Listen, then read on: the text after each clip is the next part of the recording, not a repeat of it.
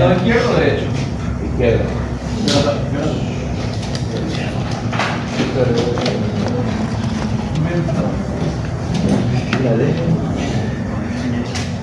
Ok.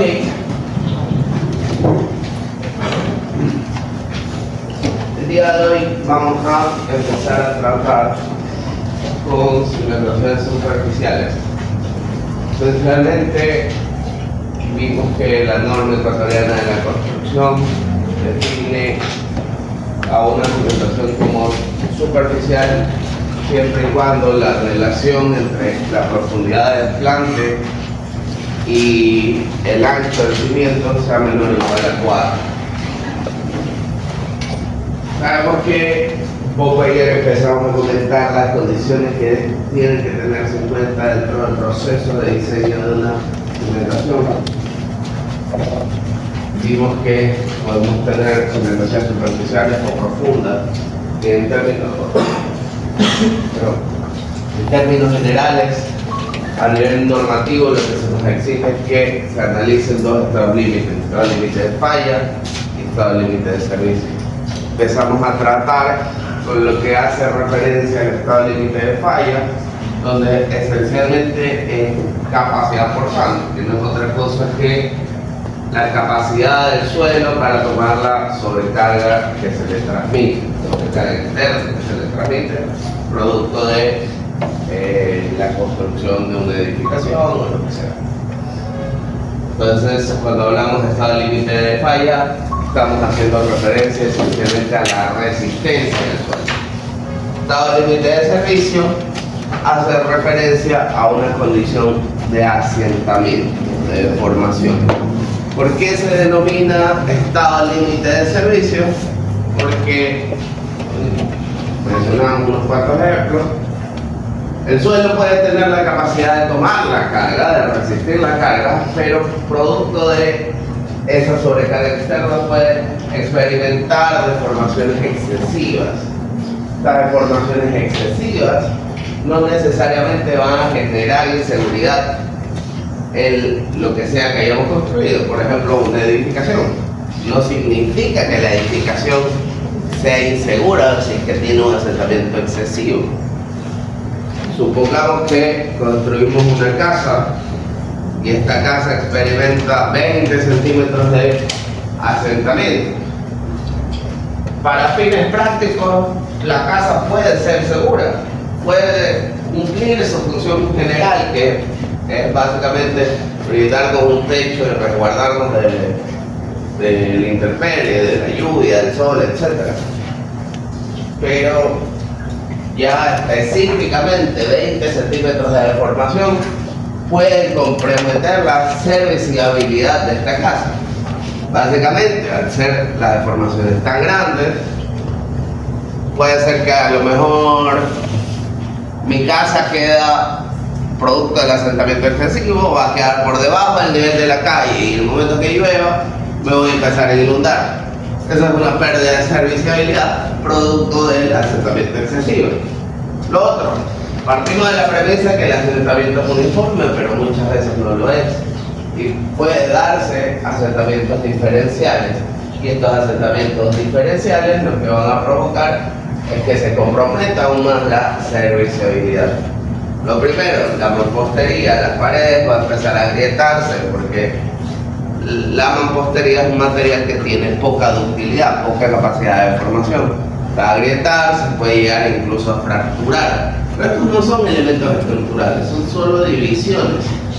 Entonces, se va a ver feo, pero no se ha comprometido en la seguridad. Otra cosa que puede ocurrir, las instalaciones que pasan por las paredes, supongamos los tubos que conducen el agua hacia los baños.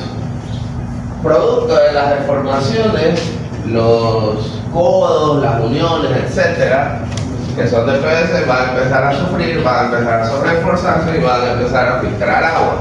¿Qué es lo que vamos a empezar a ver? Humedad en las paredes, hongos, etcétera. ¿Significa que la estructura es insegura a nivel estructural? No. Va a seguir ahí en pie, pero obviamente es una molestia y es una falla a nivel de serviciabilidad.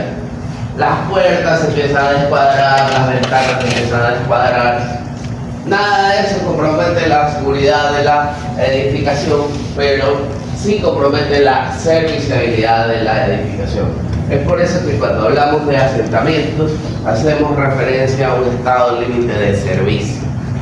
Y buscamos siempre controlar los asentamientos, de ser posible minimizarlos, pero en caso de que se tenga que lidiar con asentamientos, porque muchas veces es inevitable, buscar que estos asentamientos se encuentren dentro de un rango permisible.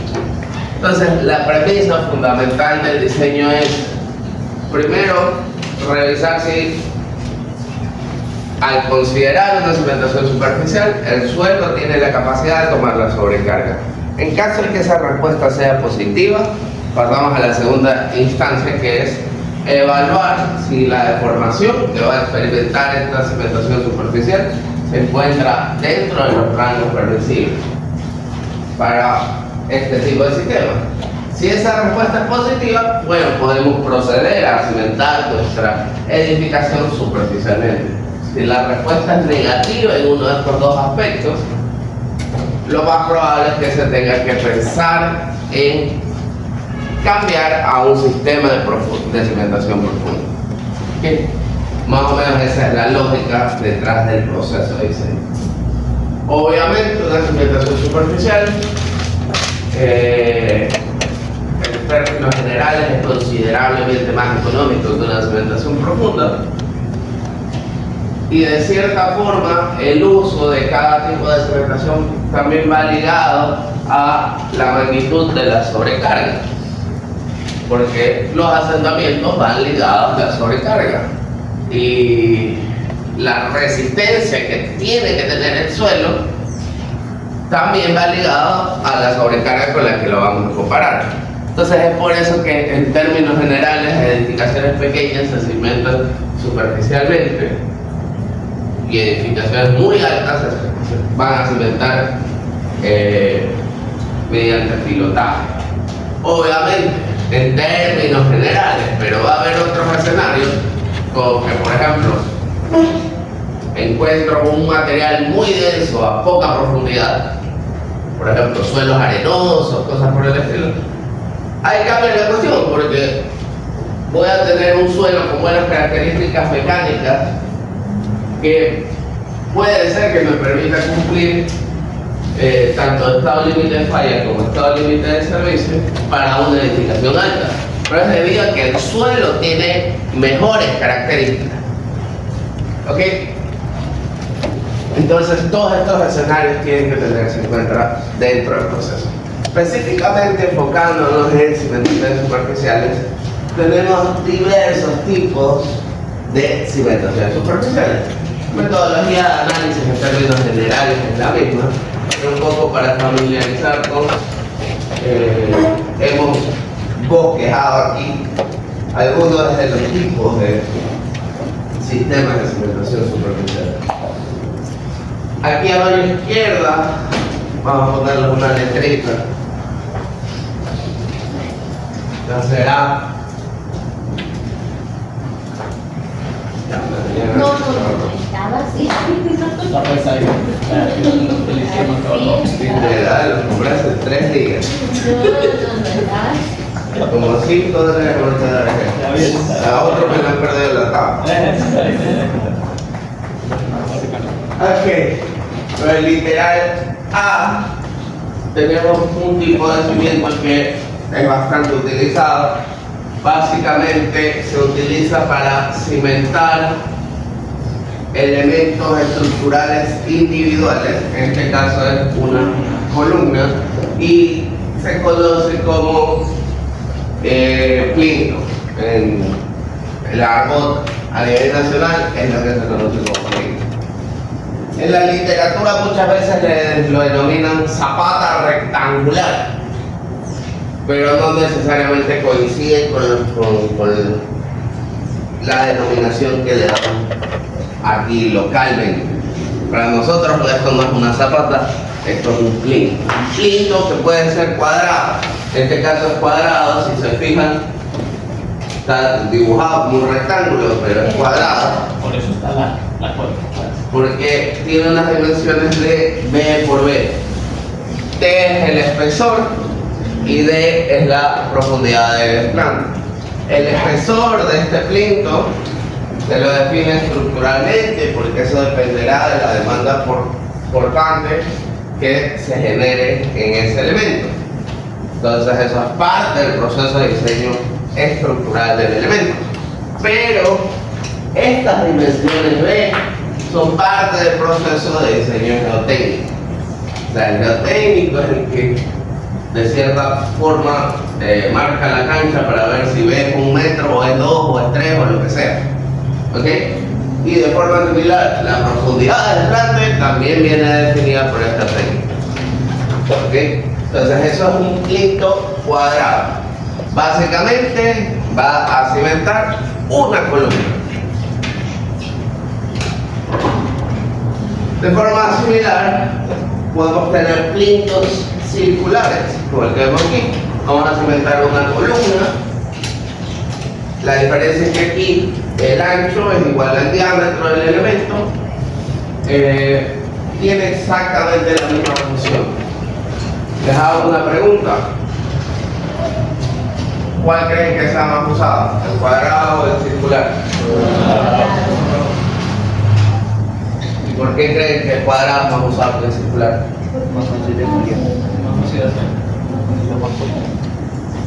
La ejecución de la excavación para poder conformar este elemento de hormigón es más sencilla. Hacer un cuadrado es muy simple.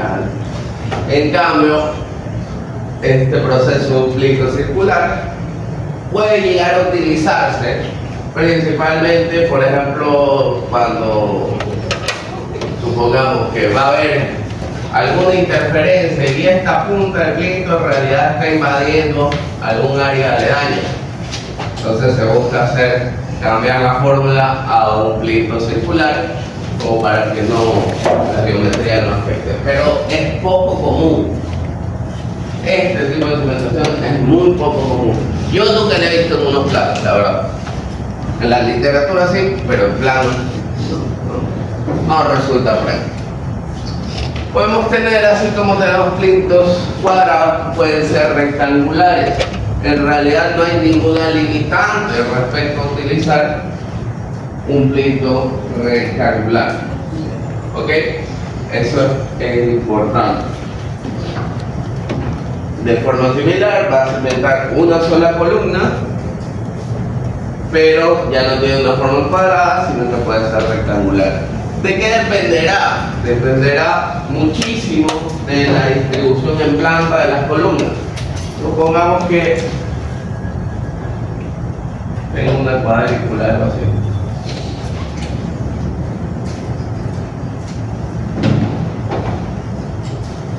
Y la dimensión que se requiere para ver para satisfacer el estado límite de falla y de servicio termina siendo muy grande. Para que esta cuestión sea cuadrada va a generarse una superposición, va a generarse algo así. Entonces a lo mejor una alternativa es encontrar una área equivalente pero con una forma rectangular, algo así, de tal forma que ya no se genera esta superposición geométrica. ¿Ok? Ya es una cuestión de conveniencia.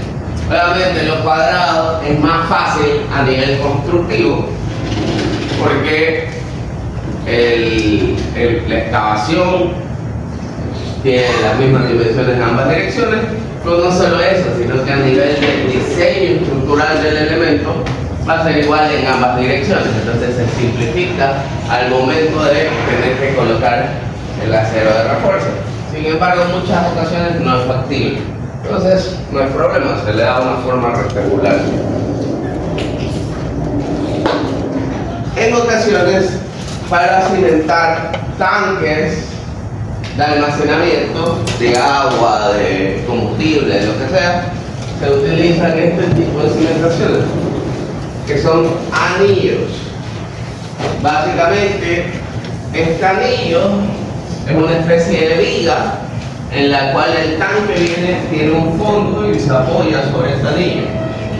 Y el fondo del tanque descarga el anillo, y el anillo es el elemento de cimentación que transmite la carga al suelo. Entonces también es un sistema bastante común. Una alternativa a esto puede ser utilizar una losa de cimentación.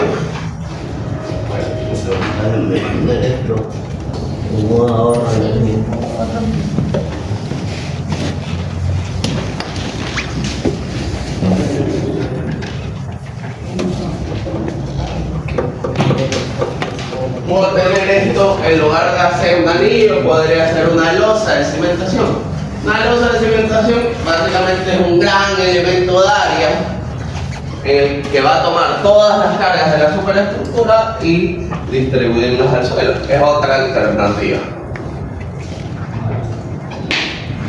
Acá abajo, ¿qué tenemos? Una zapata corrida. Básicamente la función de la zapata tiene el objetivo de tomar, puede ser cargas lineales, como puede ser cargas de muros, cargas uniformemente distribuidas, y transmitirlas al suelo. Algunos aspectos importantes, que esencialmente una zapata, esta es la que nosotros en nuestro medio lo que hacemos con zapata, normalmente se adopta como una cimentación continua. ¿Por qué? Porque son elementos que tienen una gran longitud, y básicamente la relación entre el ancho y la longitud tiende a cero, o sea, tiende a ser un valor muy pequeño. Entonces, en ese caso, en el análisis, la verdad no se considera la longitud total, simplemente se toma una franja de este tipo de elemento y se analiza por metro de longitud, o sea, por unidad de longitud. Si estamos trabajando en metros, se analiza una franja de 1 metro ancho. Hay una equivalencia que son los plintos combinados, que en el medio también se le denominan zapatas, y se llaman combinados básicamente porque es un plinto rectangular en el cual vamos a combinar dos columnas, vamos a cementar dos columnas. Para fines prácticos eso también es una gran zapata. Lo que vamos a buscar es que este elemento estructural tome la carga de estas dos columnas y lo transmita al suelo uniformemente. ¿Okay? Sea como sea, en cualquiera de los casos lo que buscamos es que este elemento estructural tome la carga y busque una transmisión de esfuerzo uniforme. Al lado derecho hemos graficado algunos escenarios. La transmisión de esfuerzos al suelo dependerá esencialmente de dos factores: de la rigidez de la cimentación como tal y de la rigidez del suelo. Entonces, supongamos que nuestro elemento de cimentación es un elemento que resulta muy flexible, es decir, tiene una gran capacidad de formación, y lo vamos a cimentar sobre un material arcilloso. ¿Qué es lo que vamos a ver? Que al momento, producto de la sobrecarga que se transmite, el suelo va a reaccionar y vamos a ver que la deformación en el elemento de cimentación va a ser mayor en el centro respecto a los extremos. Si se fijan, la deformada va a tener la forma como si fuera la boca de una cara feliz. ¿Ok? Lo que quiere decir que este tipo de elemento de cimentación va a tener un asentamiento diferencial en el centro respecto a los extremos, siendo la condición del centro más crítica. Si esta condición se cumple, por ejemplo, en una losa de cimentación, vamos a ver que la losa, que en general es un elemento flexible, ¿por qué? Porque la losa tiene un espesor pero su longitud es muy grande, entonces a la larga tiene un comportamiento flexible. Vamos a ver que una de las cosas que hay que controlar es la diferencia entre la deformación en el centro y los extremos, porque este asentamiento diferencial se traduce posteriormente en problemas en el estado límite de servicio. Suponiendo que este mismo elemento de cimentación flexible lo vamos ahora a cimentar en un suelo arenoso, ¿qué va a ocurrir? Lo contrario, la deformación va a ser mayor, mejor dicho, va a ocurrir lo mismo. La deformación va a ser mayor en el centro respecto a los extremos, pero mayor haciendo referencia de que, más bien, la parte central, mejor dicho, corrijo, la deformación relativa va a ser mayor en la parte central, pero en realidad lo que está ocurriendo es que los extremos se están aceptando y la parte central no tiende a descender. Entonces, es el mismo elemento de cimentación que tiene mucha flexibilidad, pero el comportamiento cambia drásticamente dependiendo del tipo de suelo. Ok, esto es siempre y cuando el elemento de cimentación sea flexible. Pero la flexibilidad en el elemento de cimentación es controlable. ¿Cómo se lo controla? Estructuralmente. Porque básicamente la flexibilidad es una función de ¿qué? ¿Qué define la flexibilidad de un elemento?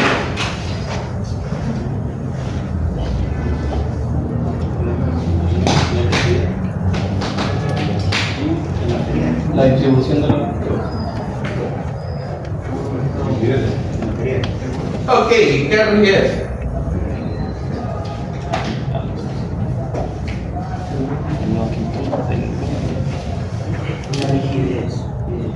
¿De qué depende la rigidez?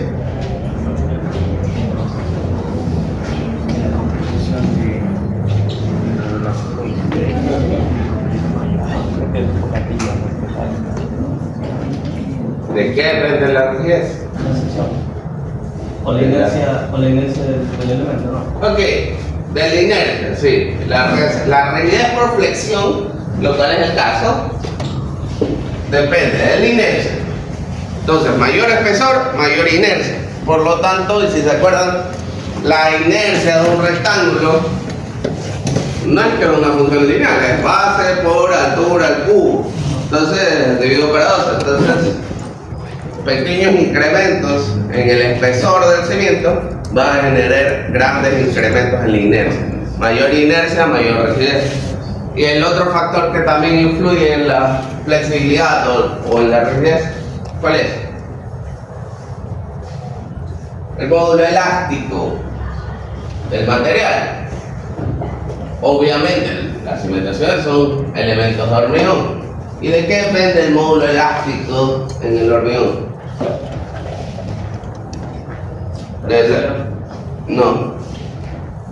De la resistencia del hormigón a la compresión simple. Quiere decir que un hormigón que sea más competente va a tener un mayor módulo elástico. Entonces, jugando tanto con el módulo elástico del material y con el espesor del cimiento, se puede obtener un sistema que se comporte estructuralmente como un sistema rígido. Es decir, el sistema de cimentación no se va a deflectar. Ok. Ahora, este sistema rígido va a cimentarse en un suelo arcilloso. ¿Y qué va a ocurrir? Primero, la deformación va a ser uniforme. Ya no se generan estas formas de cara feliz, cara triste, sino que la deformación va a ser uniforme. Obviamente, dependiendo del tipo de material, la reacción del suelo no va a ser uniforme. Para reaccionar en un suelo arcilloso vamos a tener una reacción de esta forma, donde la reacción en la parte central va a ser más baja. En un suelo arenoso va a tener también una reacción en la cual en la parte central va a ser más alta respecto a los extremos. Pero para fines prácticos, Taylor hizo una investigación y dijo, bueno, ¿qué tanto afecta esta variación en la reacción del suelo? Y a la larga se logró un consenso en que no era un efecto tan significativo y que se puede partir de la premisa para evaluar el estado límite de falla, se puede partir de la premisa de que el sistema de cimentación es rígido y va a transmitir la carga uniformemente al suelo y que la reacción del suelo también va a ser uniforme sobre el sistema de cimentación. Entonces, este es el escenario que se utiliza para evaluar el estado límite de falla. Básicamente, este cimiento recibe una carga, este elemento estructural es como que si fuera infinitamente rígido y va a tener la capacidad de tomar esta carga y distribuirlo uniformemente al suelo. Y a la vez, producto de esta carga uniformemente distribuida, va a reaccionar el suelo, también de una forma uniforme. Una simplificación del problema. ¿Ok? Entonces, ¿cuánta es la carga que le transmitimos al suelo? Es una de las primeras cosas que tenemos que definir. Y eso se denomina esfuerzo de contacto. Dentro del proceso de análisis y diseño de cimentaciones, lo primero que se tiene que hacer es cuantificar cuánto es el esfuerzo que el cimiento le va a transmitir al suelo. Para posteriormente comparar eso con la capacidad admisible del suelo y ver si es mayor o menor. Ok, vaya, te paso la pizarra, no le dio el marcador al siguiente voluntario.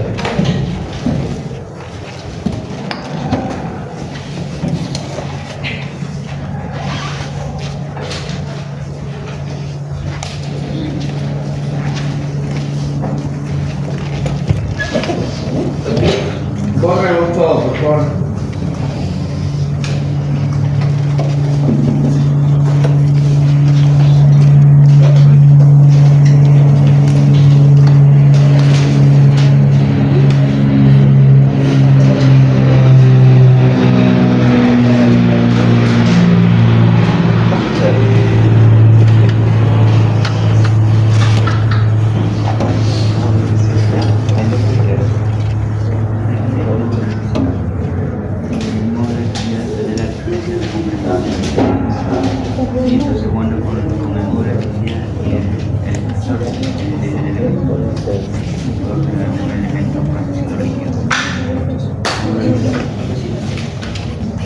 Ok.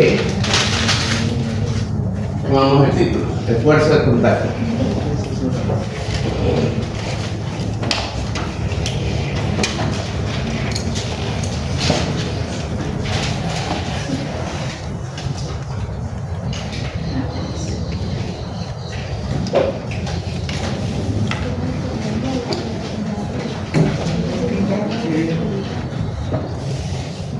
Ok, entonces, son dos formulitas.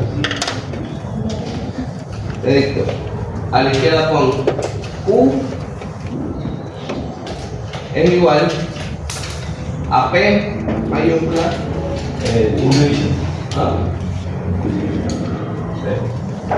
más WF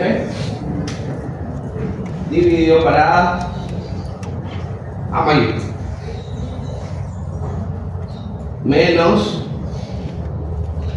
UD, un minuto. Ven, mira, así. Un minúscula la de medio.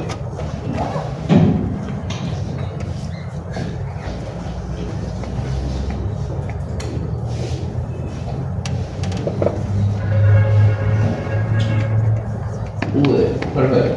Al lado vamos a anotar otra variante de esta ecuación. Q es igual a P más WF dividido para B menos UD. Ok, tenemos dos ecuacioncitas aquí. Aquí pone cimentación continua.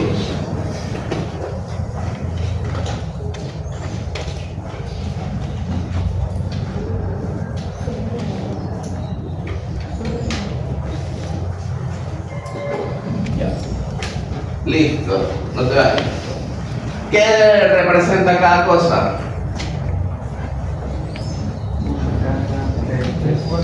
A ver, vamos primero a esta ecuación de pie izquierda. Y anoten ustedes la simbología. Si quieres, anótalo.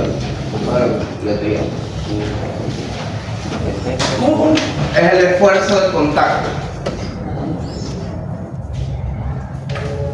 Es básicamente lo que nosotros vamos a comparar con la capacidad.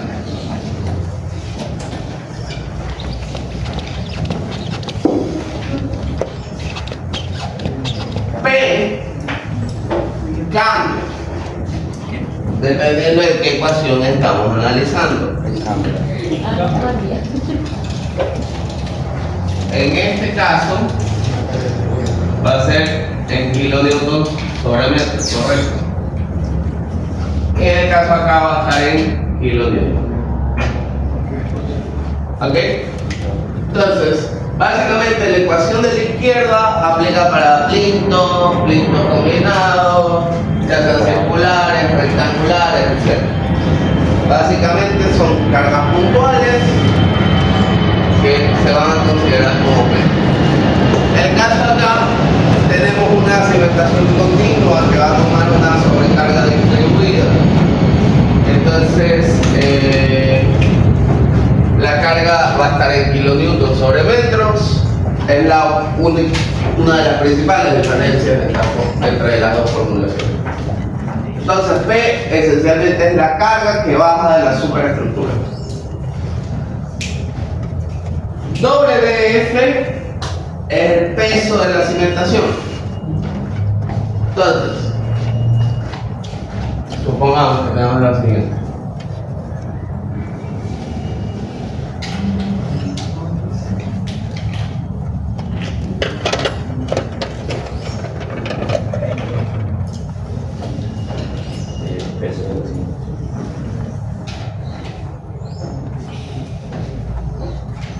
Este es nuestro cimiento. Sabemos que todo esto aquí es hormigón, ¿verdad? Sí. Pero aparte de eso,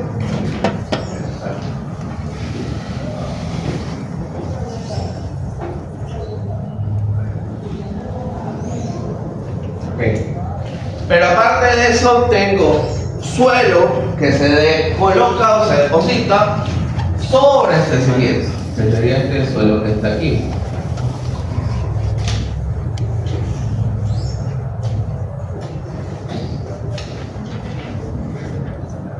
¿Ok? Entonces, WF, ¿qué sería? Vamos a hacer lo siguiente. Hay dos formas de hacerlo, ya las explico las dos. La primera de ellas es calcular el área del cimiento y multiplicarlo por... O sea, en realidad tengo que calcular el volumen de todo esto y multiplicarlo por el peso volumétrico del hormigón, que en kilonewton sobre metro cúbico es de 23.6 para ser preciso, se puede redondear a 24 kilonewton sobre metro cúbico, o 150 libras por pie al cubo. Entonces yo puedo calcular el volumen de este elemento de hormigón, lo multiplico por el peso volumétrico y ya tengo el volumen del hormigón, el peso del hormigón. A eso le voy a sumar, voy a calcular el volumen que ocupa este suelo que se encuentra depositado sobre el cimiento y lo voy a multiplicar por el peso volumétrico del suelo. Ese peso volumétrico podrá ser 18 kilonewton sobre metro cúbico, 19, 20, por lo general está en ese orden. Esto obviamente esto es material de relleno que nosotros colocamos. ¿Por qué? Porque ya estábamos para fundir este elemento. Y una vez que lo hemos fundido, vamos a rellenar. Y no vamos a rellenar con un lodo puerco que acabamos de sacar de la ecuación, sino que colocamos un material como es característico. ¿Ok? Entonces, por lo general, está en ese orden. de 18 kilonewtons hasta 20 como. Ok, eso es WF, es el peso de la cimentación. Muchas veces, conservadoramente y también por facilidad de cálculo, uno dice, no me voy a complicar la vida. Voy a considerar como que si todo esto fuera en el peso volumétrico del hormigón. Entonces calculo el volumen general y lo multiplico por el peso volumétrico del hormigón.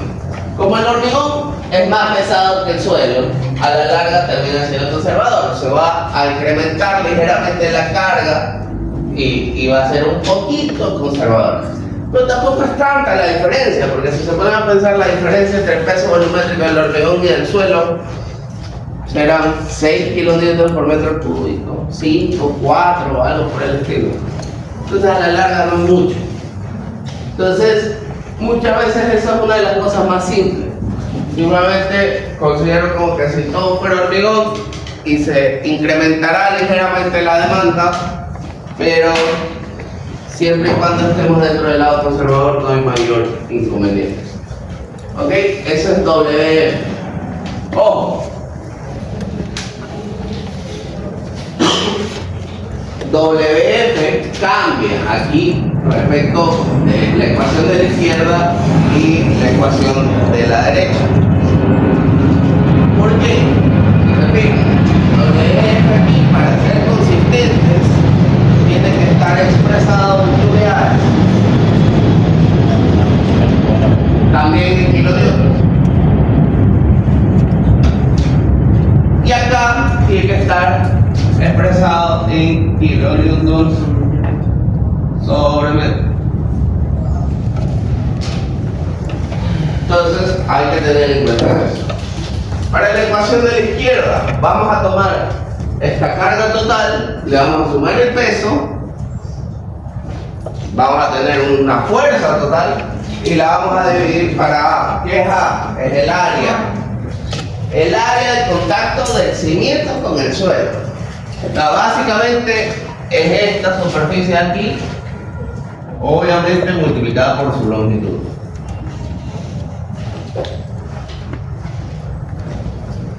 Esa va a ser A. En el caso de la cimentación continua, sabemos que una cimentación continua va a tener un ancho B, y esto como que se tiende al infinito, no interesa la longitud. Entonces, para una cimentación continua, como estamos trabajando en términos de cargas intervenidas, lo único que vamos a hacer es dividir para B, que es el ancho.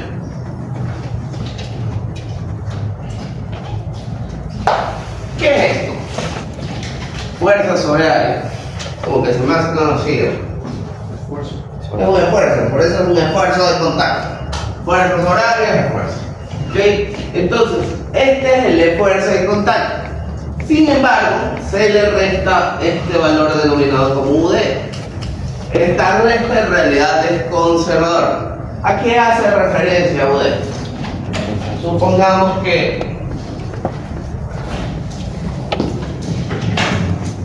el diafragmático se encuentra aquí.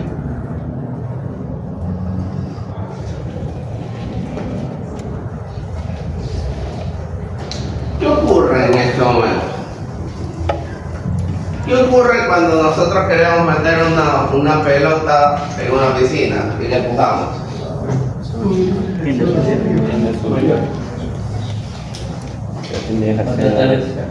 Va a tratar de ser expulsada.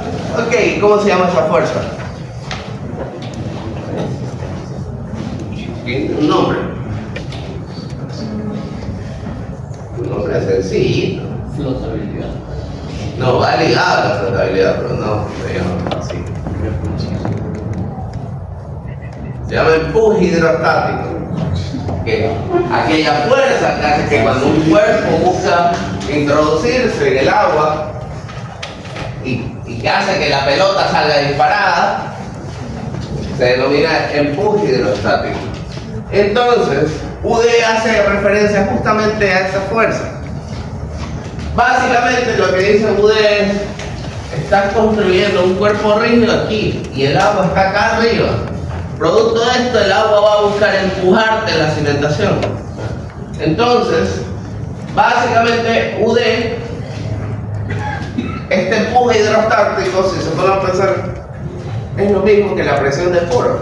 La presión de poros es la presión hidrostática que ocurre en los poros del suelo. Entonces, UD se denomina así debido a que es la presión de poros a la profundidad del plano. Entonces, si esto es D,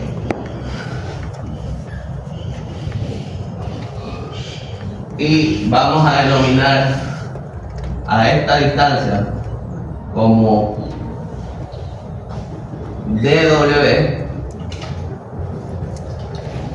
UD va a ser esencialmente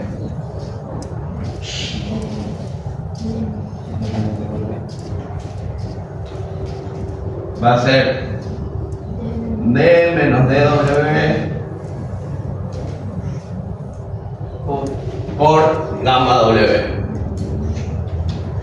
Ok, una formulación bastante sencilla. Porque me sale mejor la escritura en la guitarra. Eso le iba a decir.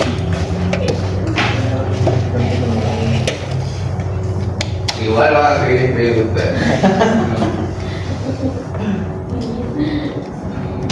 Ok, entonces, en general podemos establecer una formulación muy simple, la presión del poro a la profundidad del plante, y esa fuerza la vamos a restar a este esfuerzo. Ok, es bastante sencilla la fórmula. Vamos a hacer un par de ejemplos. Una pregunta, ingeniero. Si tenemos el nivel freático ahí, ya WF ya no cambiaría también porque tenemos presencia de agua. Entonces, en esa parte donde tenemos el relleno, no también se sumaría lo que es la parte del agua. ¿O? No, dentro del peso volumétrico total, tú vas a considerar el peso volumétrico de ese material, y ese peso volumétrico tiene que tener en cuenta el grado de saturación de ese material. Entonces, sí, por ese lado consideras el peso del agua dentro del material, pero después estás restando esa incidencia, porque eso también me ejerce una fuerza. Ok, bueno, ¿qué iba a pasar? Ah, ya, ahora sí.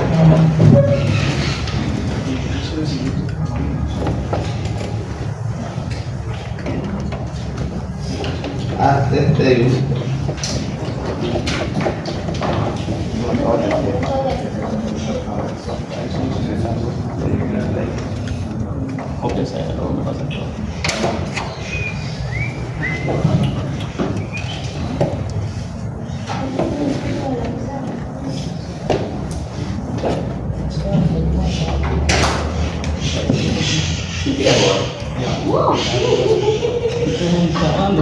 La casi, compañero, la casi. Forma así. Ajá, esa dibujita es muy lo más. Todas las luces ya.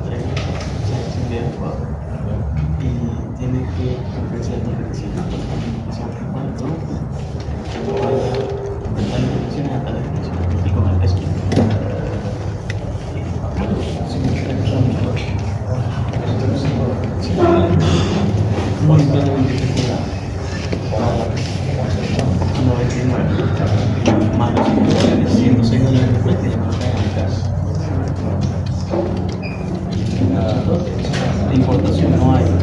A eso es lo que tienen que Mira, aquí está. Detalles de importación. ¿Qué te dice? Cargo por importación, sí.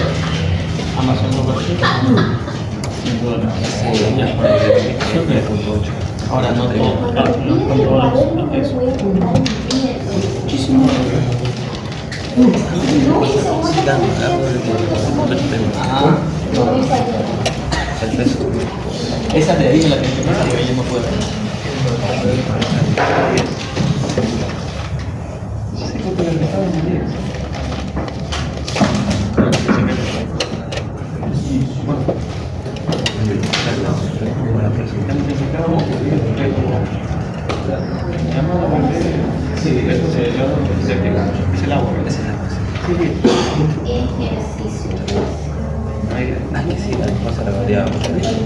Ejercicio.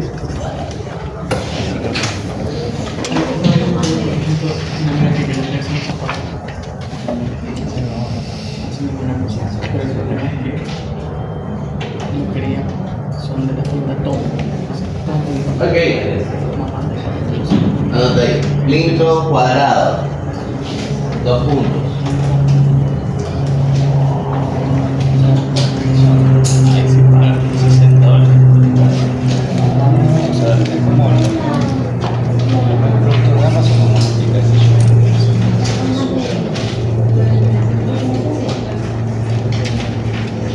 No absolutamente todas, pero sí como ok. Tiene un ancho B igual a 5 pies.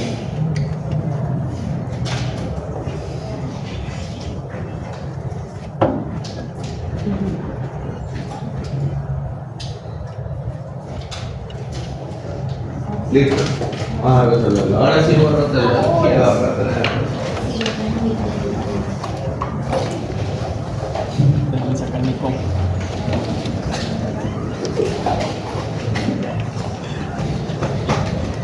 Ok, entonces vamos a listar cada uno de los factores que vamos a usar en esta formulación. Entonces tenemos P, pongámosle ya, va a ser igual a 100 kips. La fuerza que baja por la columna es de 100 kips.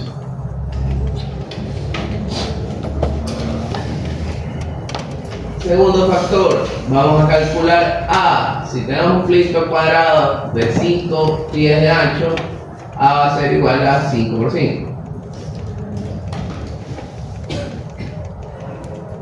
Pies cuadrados. A calcular la presión de poros a la profundidad del desplante, UD. Entonces vamos a definir primero el dibujo, a qué profundidad respecto al fondo, respecto al desplante, cuál es la diferencia en profundidad entre el nivel freático y la profundidad del desplante. Ahora sería 4.5.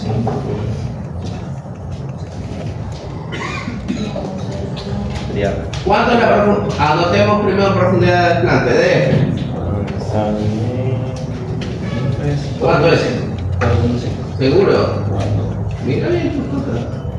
4. Ya. ¿Y DW cuánto es? La profundidad de la que aparece a nivel freático.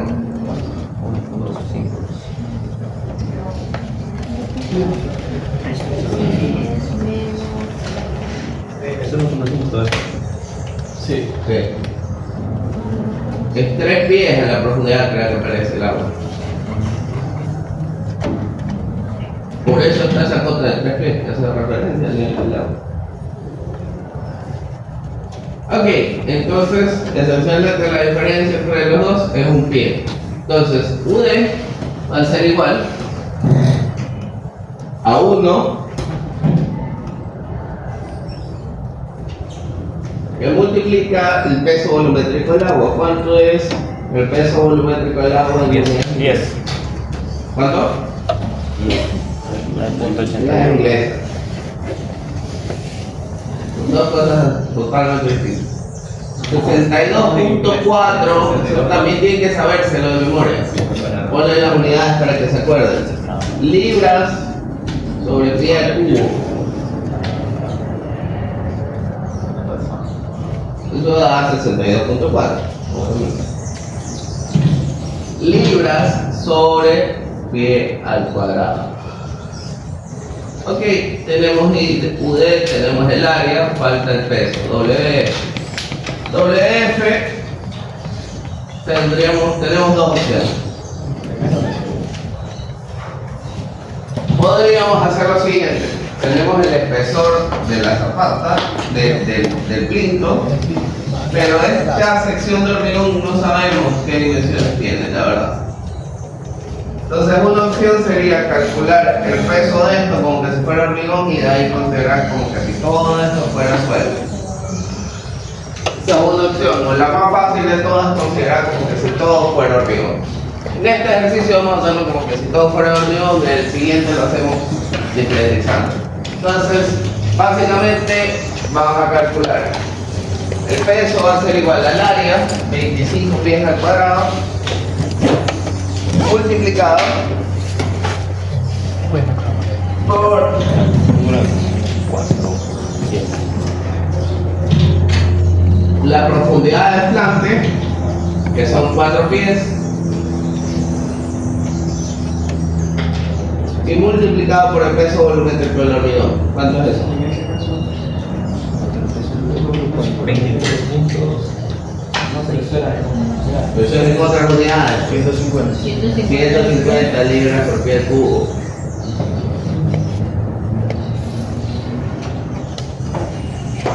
¿Cuánto da?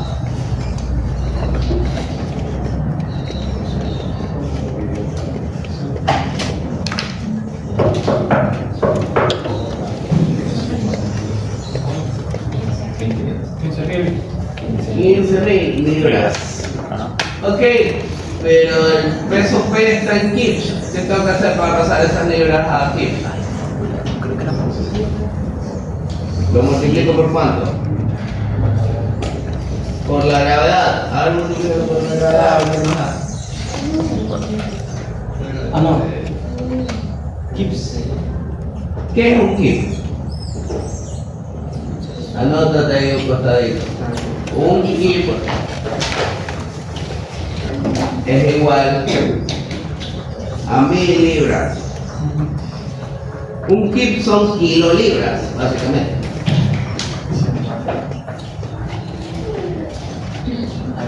Entonces, WF va a ser igual a 15 kips.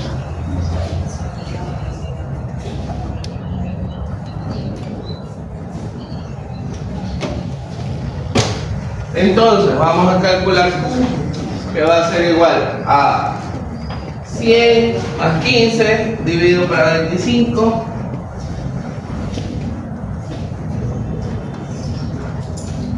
menos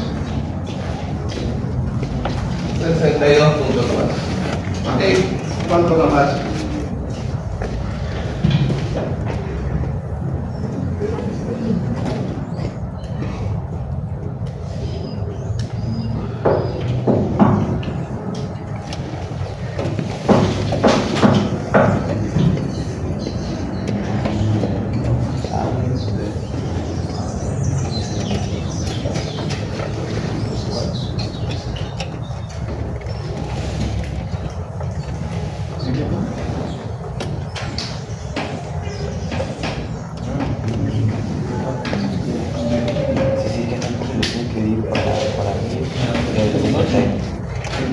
¿Cuánto? Posible que está negativo. No, no, es que está en libras al lado. Tienes que pasar Libras. Tienes que vivir para 1000 que está al lado. Ah, bueno. ¿Cómo multiplicar para 1000 que está a la izquierda? Ah, no, que hay un error. No sé si es como eso. Aquí hay un error. Hay que multiplicarlo No, por esto 1000. incluye. Esto está en libras por pie cuadrado, esto está en kips. Ajá, vamos a multiplicar por 1000 es Entonces 15. multiplica O divide. por 1000. Tierra menos 62.4. Ahí sí debería ser.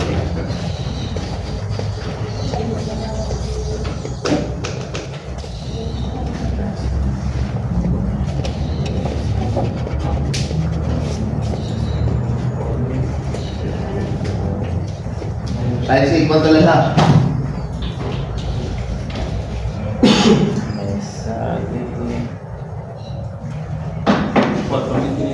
Me sale 3.367.6. 3.367.6. No, 3.000 no, 4.000 y pico. 27.6. ¿Qué unidades? Libras sobre pie al cuadrado. Ok, hagamos otro muy sencillo respecto a una suplementación continua. Ya tuvimos, pero no. Ya no nos estamos. ¿Está copiado? No, No, lo mismo que escribimos. No voy. No, no está bien, es verdad. Usa el mismo dibujo. A ver. Vamos a ponerle que la carga ahora va a ser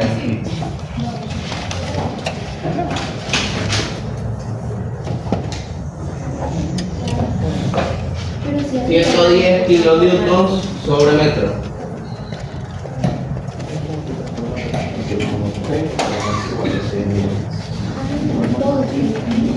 Ya, el cimiento está desplantado a 0.5 metros.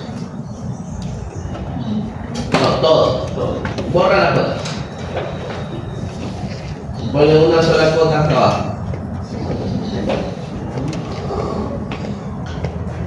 0.5 metros.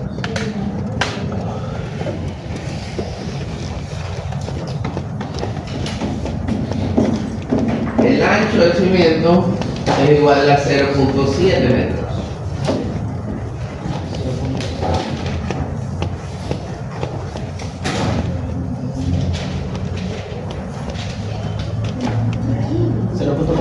El suelo tiene un peso volumétrico de 17.5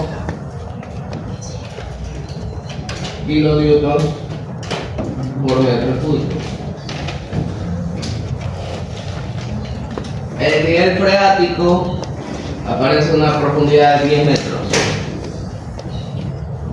Mucho más abajo por la línea.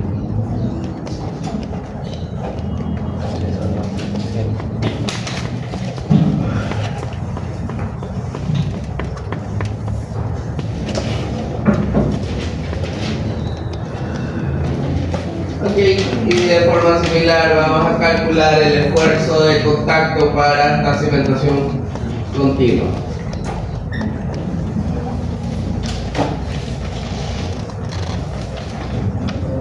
Acá borra de acá. Todo, incluido la palabra. Ok, entonces, igualito, lo hacemos allá. Al lado derecho ponemos la data.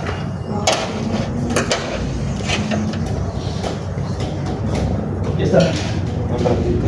Sí, ya, hace rato.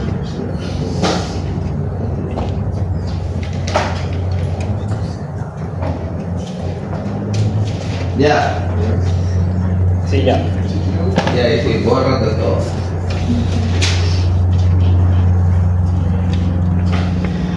Ok, ¿cuánto es P? 110.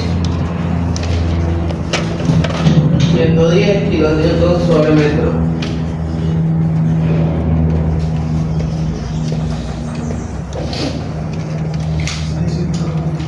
¿Cuánto es B? 0.7. ¿Cuánto será UD? Sí. Yo creo que es 0 porque no afecta el agua.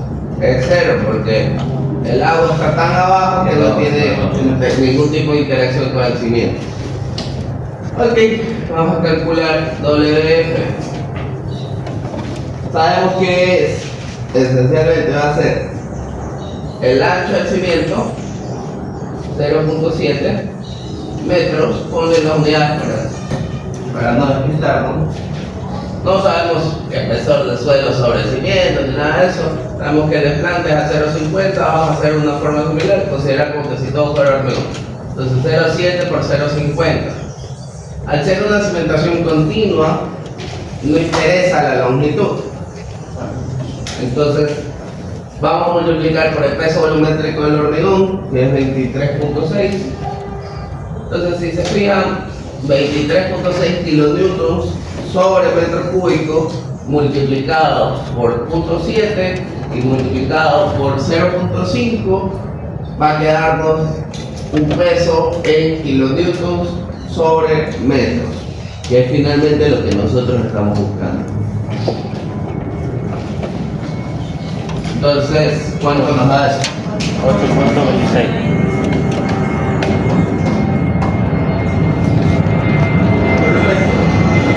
Ya tenemos todo para calcular el esfuerzo de contacto de estos dispositivos. Vamos a tener 110 más 82.6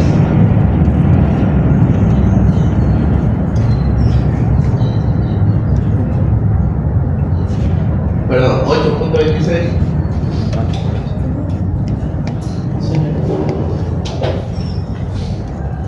y esto dividido para 0.7 menos 0.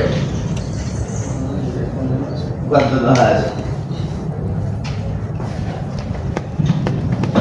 175,03.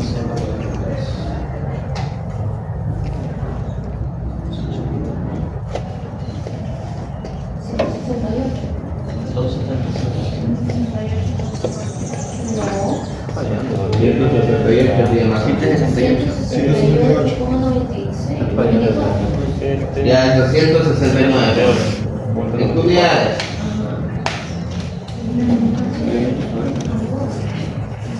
Ah, kilonewton metro. Kilonewton metro. Ok, kilonewton, ¿qué más? 21 metros.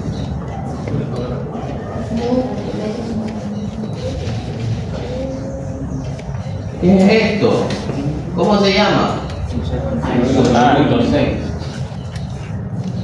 ¿Cómo se llama Q?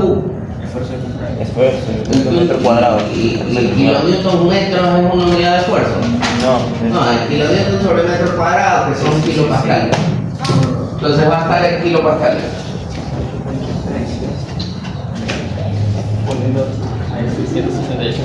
Ok, entonces de esta forma tan simple, KPA.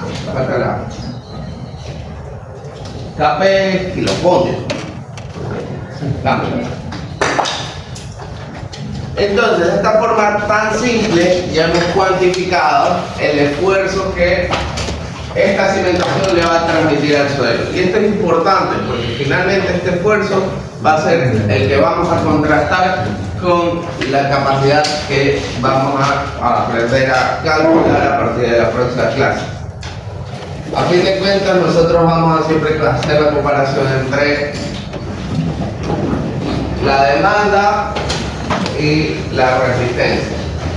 Y finalmente lo que buscamos siempre es que la resistencia sea mayor a la demanda. Algo importante, cuando uno diseña un sistema de cimentación, nadie nos da las dimensiones del sistema de cimentación. En este caso nos dice.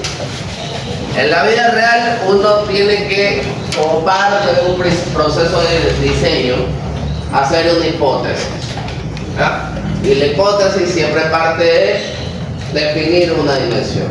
Entonces nosotros somos los que tenemos que decir, vamos a desplantar a X o Y profundidad y vamos a considerar que el plinto o la zapata van a tener determinadas dimensiones. A partir de ahí vamos a calcular el esfuerzo de contacto y vamos a calcular la capacidad de carga y vamos a compararla. ¿Cumple o no cumple? Y tengo también un infinito número de alternativas que pueden cumplir. Ok, entonces dentro del proceso de diseño es normal evaluar, hacer una primera iteración y decir, chuta, no cumple por capacidad de carga. ¿Qué puedo hacer? A lo mejor una alternativa, voy a hacer el cimiento más grande. ¿Qué ocurre cuando hago una cimentación más grande respecto al esfuerzo de contacto? ¿Sube o baja? Baja, ¿verdad? Sí, porque la división es mayor y la se hace más pequeña. Ajá. ¿Cómo? Hay una mayor superficie de contacto en la cual se va a distribuir la carga que proviene de la superestructura. Por lo tanto, el esfuerzo va a reducirse. Entonces, una alternativa cuando no se cumple por capacidad portante es hacer la cimentación más grande, de tal forma que el esfuerzo que se transmite al suelo va a ser más bajo. Y puede ser que de esa forma consigamos que la relación entre la resistencia y la demanda satisfaga lo que dicen las normativas. Obviamente, eso también tiene sus implicaciones, pero a nivel de condiciones de servicio. ¿Por qué? Porque mientras más grande es el cimiento, mayor es la profundidad de incidencia de la sobrecarga. Entonces puede ser que con una cimentación chiquita vamos a tener incidencia únicamente en una capa de relleno superficial. Mientras más grande es la cimentación, va a profundizarse la incidencia y puede ser que ya llegue un incremento de esfuerzo significativo a capas arcillosas profundas que van a experimentar asentamiento. Entonces ahí es un poco el arte del diseño de cimentaciones, ir jugando con todos estos factores hasta buscar obtener una alternativa que se pueda considerar como óptima entre comillas, resulta siendo algo que satisface los aspectos normativos, es decir, se puede garantizar que el sistema no va a fallar, que las deformaciones están controladas, y ahí entra un tercer factor, que constructivamente sea factible, y viene un cuarto factor, que sea lo más barato posible de construir. Entonces todo eso tiene que tener en cuenta. ¿Preguntas, dudas, comentarios? Listo, pues eso sería todo por el día de hoy. Nos vemos.